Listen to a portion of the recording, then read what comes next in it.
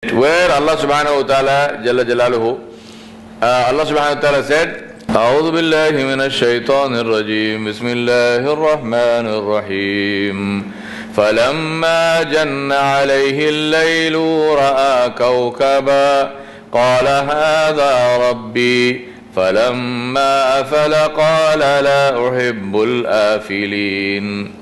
Now when you read this ayah, for example, and this is why if you read it with understanding, if you say هذا ربي, and if I say هذا ربي, is there a difference? Same thing I am saying. There is a big difference, huge difference. Huh? So Allah is saying, He said, قال هذا ربي. Is this Arab? Huh? So in terms of intonation also there can be a difference in the way that Ibrahim alayhi salam would have said something. And of course, as I mentioned to you, we have proof to say that Ibrahim alayhi salam knew what he was talking about.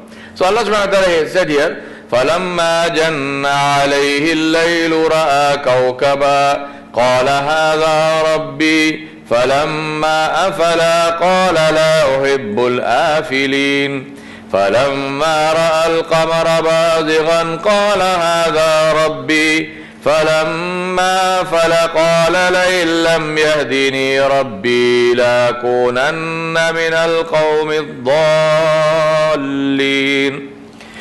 فَلَمَّا رَأَى الشَّمْسَ بَازِغَةً قَالَ هَذَا رَبِّي هَذَا أَكْبَرُ فَلَمَّا أَفَلَتْ قَالَ يَا قَوْمِ إِنِّي بَرِيءٌ مِّمَّا تُشْرِكُونَ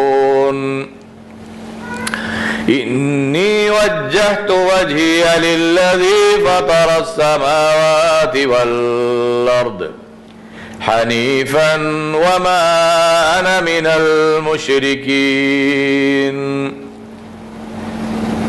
إني وجهت وجهي للذي فطر السماوات والأرض حنيفا وما أنا من المشركين وحاجه قومه قال تحاجوني في الله وقد هداني ولا أخاف ما تشركون به إلا أن يشاء ربي شيئا وسع ربي كل شيء علما أفلا تتذكرون وكيف أخاف ما أشركتم ولا تخافون أنكم أشركتم بالله. Ibrahim is asking a question. He's saying, why should I fear? People are saying, you be afraid. Why should I fear? You are the ones who are worshipping other than Allah, and you want me to be afraid.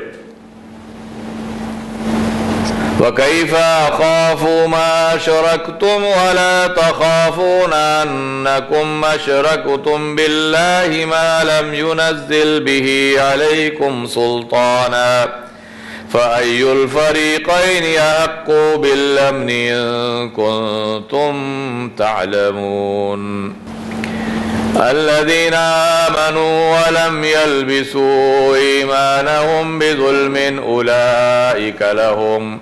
أولئك لهم الأمن وهم مهتدون وتلك حجتنا آتيناها إبراهيم على قومه نرفع درجات من نشاء إن ربك حكيم عليم.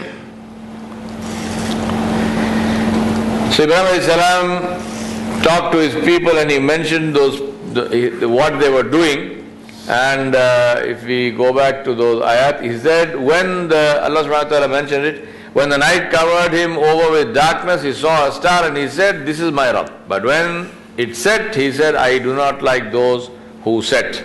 And when he saw the moon rise up, he said, this is my Rabb. But when it set, he said, unless my Rabb guides me, I shall surely be among the people who are mistaken, the erring people. And then when he saw the sun rising up, he said, this is my Rabb. This is the greatest, Hada Akbar. But when it said, he said, O my people, I am indeed free from all that you join as partners in worship with Allah. So this is way of inviting people. They used to worship the sun and moon and stars and so on. And we have people like that even to this day, even in our country. We have people who say not only they worship the sun and the moon, they say we are descended from the sun and the moon. Suryavanshi and Chandravanshi. So you got people who say the sun is my father and the moon is my father. We know scientifically that this is not possible. I mean, these are, the sun is a star, the moon is a satellite of the earth.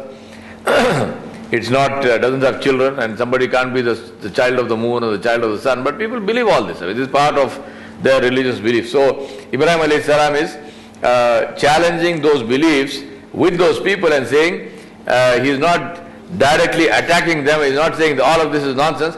He is saying, you believe this, so explain this. So how is this that you believe in this and this thing disappears? It goes away. So now where is it? It's supposed to be looking after me. Where is it? It's vanished. It's gone away, right? And that's the whole issue of saying, God is somebody that you have to go wake up and tell him, okay, now please wake up. I am talking to you. This is not God. What kind of God is that? So very seriously, these are the questions, basic fundamental questions of belief that Ibrahim alayhi salam is asking, and that is his way of dawah through questioning. And then he says, Inni wajjahtu wajha lilladhi fatara samawati wal arda hanifan wa ma ana minal mushrikeen.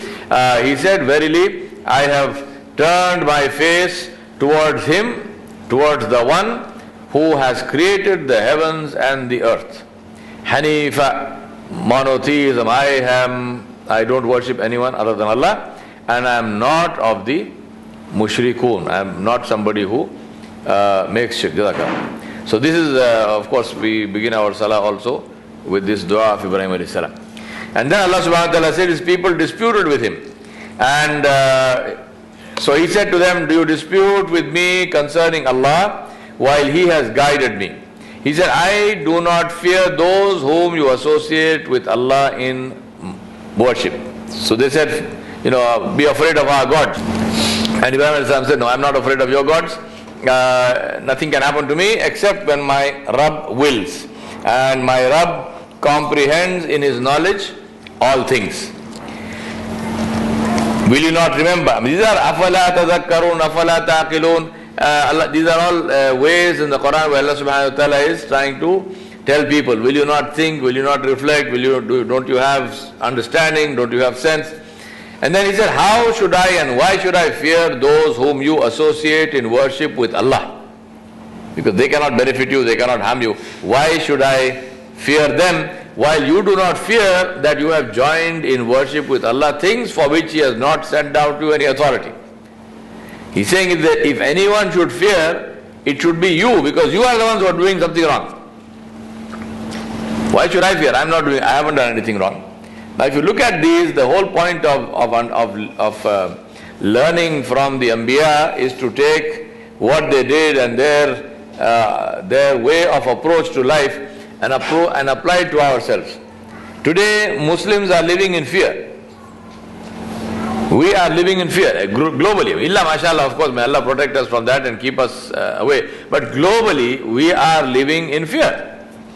We are a terrified people, we are afraid. And Allah knows for what? What are you afraid of? You're afraid of death. It's going to happen anyway. You're afraid of sickness. It might happen. It happens to others as well. Others also die. So what is it that you are afraid of? And the reason why we are afraid of these things is because we are not afraid of that which we should be afraid of, which is the anger of Allah. Death is inevitable, Jahannam is not inevitable. Death is inevitable, everybody will die, but everyone does not have to go to Jahannam. The anger of Allah is not inevitable, the anger of Allah is avoidable. But when we are not afraid of that which we should really fear, which is to say, is my Rabb pleased with me or not? Then the fear of all kinds of khurafat, all kinds of useless things then fills your heart. Because the real fear which you should have had in that heart, which is that I do not have the rida of Allah subhanahu wa ta'ala. This fear is not there, therefore the heart fills up with all kinds of fears. So today we are a race, we are not a race, we are a people who are living in a state of fear, globally speaking. Illa mashallah, except those who Allah subhanahu wa ta'ala has freed from it. But otherwise, generally speaking, we are afraid. What will happen to us? What will happen to us? This political change, what will happen to us? That party comes to power, what will happen to us? La hawla wa la quwwata illa billah. Inna lillahi wa inna ilayhi raji'un. As if our well-being, as if our life, as if our success is dependent on some political party coming to power or some person becoming a king or a president. Inna lillahi wa inna ilayhi raji'un. And that's because we have left Islam far behind.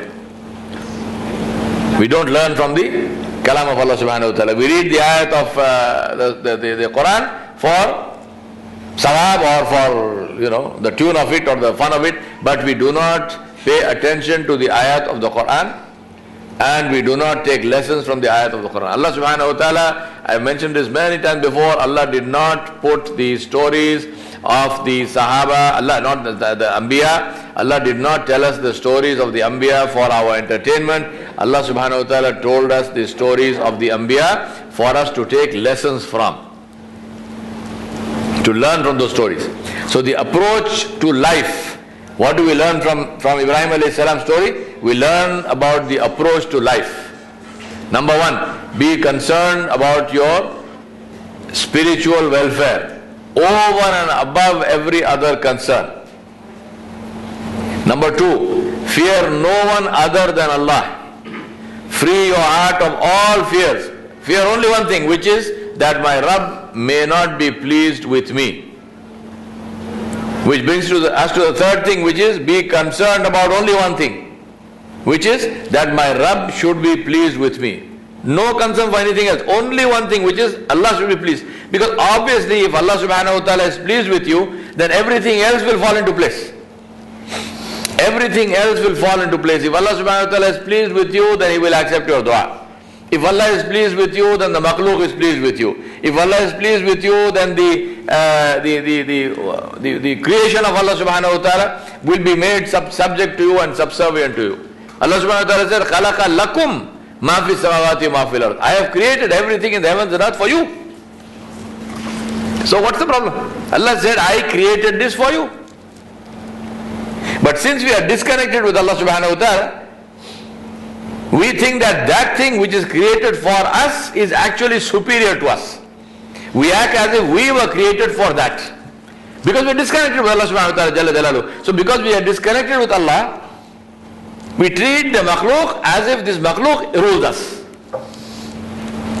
Even though we don't, as Muslims, we don't say this with our tongue, inshallah. But the whole focus is that. Including in our language. Just think about this, including in our language. If someone has an accident, क्या बोलते हैं? अरे अच्छा सा Mercedes चला रहा था एकदम मजा आता था.